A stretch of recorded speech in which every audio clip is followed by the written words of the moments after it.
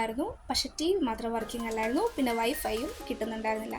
നമുക്ക് അത്യാവശ്യം ഡേറ്റ നമുക്ക് ഉണ്ടായിരുന്നതുകൊണ്ട് വൈഫൈനെ കുറിച്ച് നമ്മൾ ബോധേഡ് അല്ലായിരുന്നു.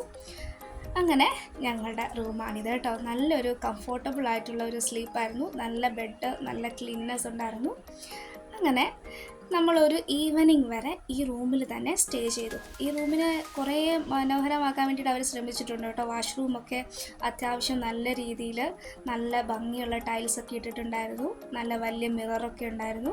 അതുപോലെ ഡെക്കറേറ്റ് ചെയ്തിട്ടുണ്ടായിരുന്നു കുറേ ഫ്ലവേഴ്സൊക്കെ വെച്ച്. അതുപോലെ തന്നെ കുറേ ഹാങ്ങിങ്സും കുറേ വോളിൽ കുറേ ഫോട്ടോസും കാര്യങ്ങളും എല്ലാം കൊണ്ടും നല്ലൊരു പ്ലസൻറ്റ് അറ്റ്മോസ്ഫിയറിലുള്ളൊരു റൂമായിരുന്നു.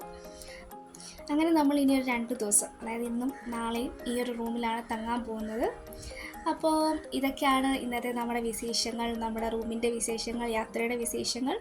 അപ്പോൾ എന്തായാലും മറ്റൊരു വീഡിയോയിൽ കാണുന്നത് വരെ എല്ലാവർക്കും ബൈ. നമ്മുടെ ചാനൽ ആദ്യമായിട്ടാണ് കാണുന്നതെങ്കിൽ ഒന്ന് സബ്സ്ക്രൈബ് ചെയ്യുക.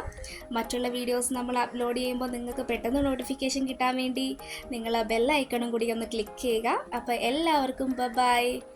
അടുത്ത വീഡിയോയിൽ നമുക്കിനി കാണാം.